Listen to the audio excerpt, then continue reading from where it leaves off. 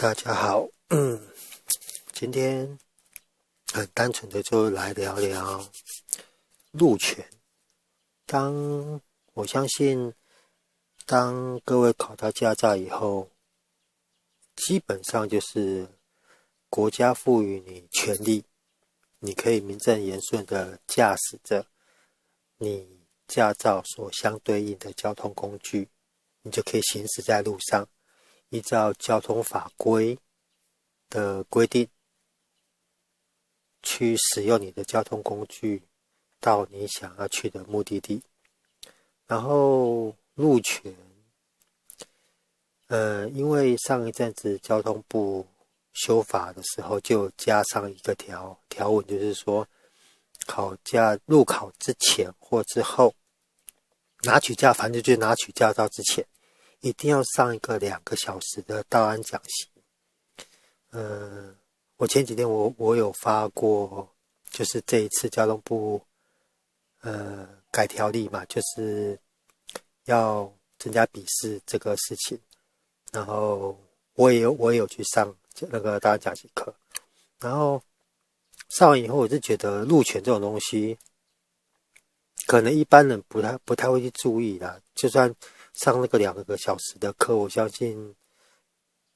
有在听的也没几个啦。就算有在听，你真的在社会上，在道路上怎么去应用，我相信可能也是很多人不懂。然后，举个例子好了，当我们都知道，交通法规有规定，转弯车要让直行车。那今天如果说我假设个例子好了，今天2台车是对向车，假设这个是你好了，我们不要做任何假设，我们就说这台车要直行，但是这台车要左转，然后这边是一个路口，没有那么多道具。好，这边是一个路口。当2台车的速度相当的时候，同时进入这个十字路口的状况下，因为这台有打方向灯嘛，对不对？所以我们直行车知道它要打方向灯，所以基于交通法规的规定，转弯车要让直行车的时候，在正常状况下，转弯车要让直行车的时候，它是不是它方向灯打了，车头稍微偏一下，先礼让直行车过去以后，它再转弯。这个是标准的状况。但是真的你在路上呢？你在路上真的会碰到这么守法的人吗？我觉得很难。当然啦，也是看运气啦，看人品啦。今天很多我们换个方式，有些人他可能连方向灯都不打，他就看你的速度没很快。虽然你们几乎是同时到了这个路口，但是他可能看你速度慢，或者说他认为他可以先过，他可能15就过去，你会吓一跳，你是不是就刹车？心里一定会骂一下，我相信任何人都会骂啦。然后那这个时候路权呢，在他眼中路权是什么？路权是他自己啊，路权就是他自己啊。那别人的生命呢？不好意思，在这种人眼里、心里，你们的生命都没有他的重要。好，我们再换个方式讲，路权，当一样的十字路口，一样的状况，但是对方已经到了十字路口，方向灯打了，车头也稍微偏了，然后他观察了一下左右来车前后，这个时候这台直行车还很远的时候，他依照当时的状况，他可以正常的通过，但是这台车可能你必须要稍微礼让他一下。这个时候很多人就会想说，我是直行车，我为什么要礼让转弯车？这个时候路权的争议点就出来了。当同时间同区域两台车都到十字路口的时候，这个时候转弯车一定要礼让直行车，因为你们2个的路权是在同时间被伸张，因为你们几乎是同时进入路口，进到这个十字路口，所以代表的就是你们的路权是同时间实行。那转弯车势必要让直行车，这个是真正的路权在实行的状况下。好，那如果说转弯车先到了，然后他在观察前后左右来车，而且你的这台直行车的距离还蛮远的时候，他判断他应该可以过。但是直行车，当你看到对方已经在路口进行转弯动作的时候，你这个时候你要不要伸张你自己的路权？你伸张这个没有用因为人家已经过来了。当然了，我们说那些什么很些微的差距的那种状况下，我们先不谈。就是当转弯车已经进来的时候，你直行车，你要主张你的路权吗？你就速度都不减，也不礼让他，你正常状况下，你就让他先完成他的动作，你再过去，是不是两个人都没事？但是现在目前很多路上的状况，甚至可能新闻报道也有，你甚至可以看到在那个路口监视器，你可以看到很多车，他们明明都已经快弯完，都已经快结束他的转弯动作的时候，直行车就上去撞他屁股。然后这个时候，当然很多人都会说这个必须让交通裁决去判断，但是为什么一定要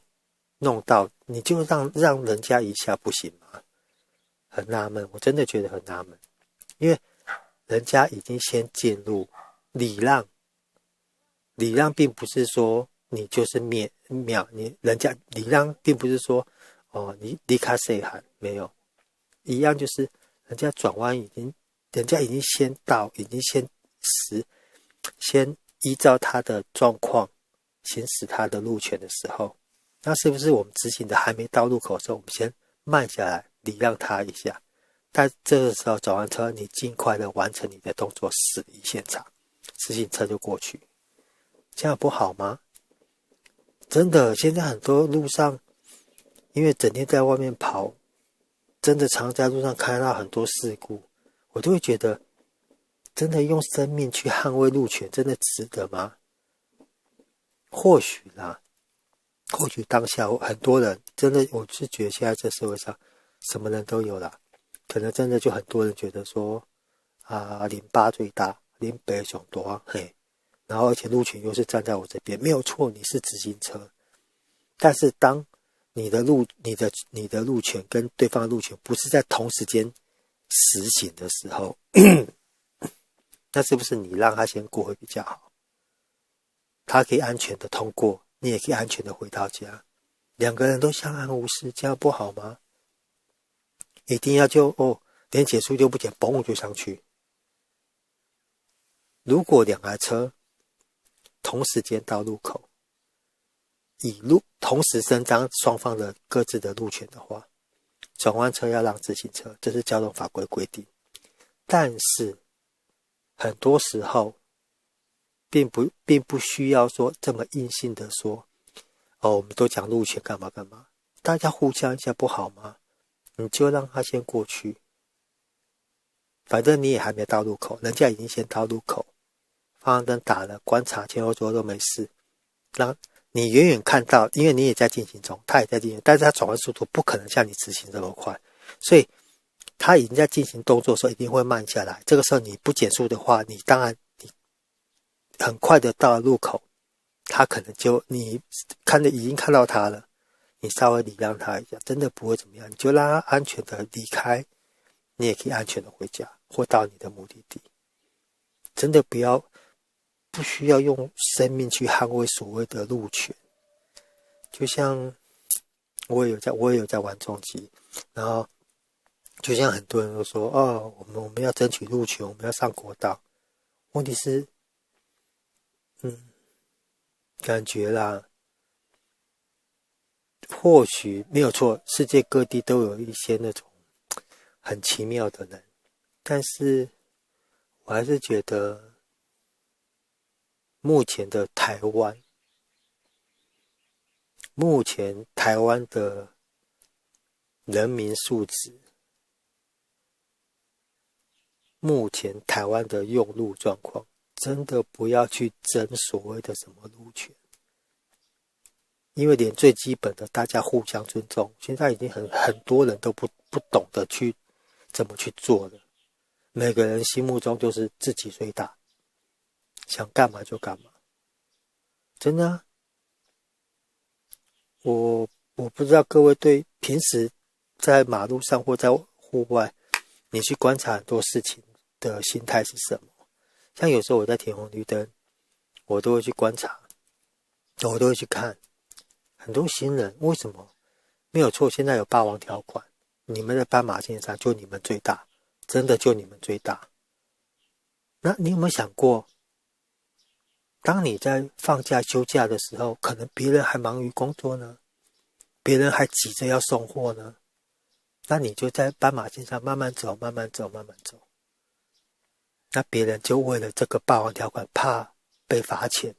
就在那边等你。没有错，或许有人说啊，不就几分钟、几秒钟的事情？对啊，问题是你是行人，当控制权、利害关系都是由你在主导的时候，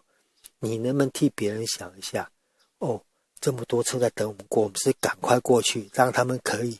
安全的通过，不会被警察开单，不会被一些所谓的检举魔人、检举达人那种真的很多那种跟畜生差不多了，不要被他们检举到，让他们赶快去完成他们的事情，这样子不行吗？有时候觉得人民素质为什么要这么低呢？有时候你看路上，可能我最近会把我拍片的方向改变一下，因为真的现在 YouTube 一大堆，什么东西都有人在拍，但是我发现到唯一一种东西没有人敢拍的，就是得罪荧幕前面的各位。我目前还没有看到任何一个网红敢直接指着各位的鼻子骂，就是你们这些人，就是你们这些人，真的啊。所以我在想，反正网红这么多，你能够想要靠这个赚钱，几率真的很低啦。然后觉得在人民素质还没提升到那个阶段上的话，这类的话题，应该不会有太多人有兴趣。反正拍这个目前来看也只能当兴趣啦。所以说我可能最近会稍微拍比较针对人性的东西，因为我觉得人性才是所有乱源的根本。当你人民素质不到那边的时候，你只一味的给人民自由，一味的主张民主，得到的是什么？真的得到的，真的就只是场悲剧而已。真的啊，你看现在台湾现在还不够乱吗？警察怕事，然后黑道把警察局当家，这一两天的新闻而已，这样还不够乱吗？然后政治谁在乎了？谁在乎中华民国的前途？没有人在乎。如果要讲台独，台独公投不是都过了吗？为什么不宣布台独？没有错。我有些很多事情我真的看不下去，像开远灯，因为我蛮想玩车的嘛，开远灯，方向灯不打，然后想弯就弯，想停就停，在内车道龟速，为什么呢？我都一直想不懂，好好做人有这么难吗？反正或许啦，有时候或许我还是稍微会维持，平常有修东西的时候拍个片，聊聊天。然后我是希望有时候谈的话题虽然尖锐，但是能够得到一些回响，因为毕竟有些事情你越多人在乎，越多人注意，他能够获得改变的几率就会比较大。这样讲，不知道能不能获得各位的认同。好啦，16分了，可能太长了。然后剪片子跟最主要是打那个字幕。好啦，谢谢，拜拜。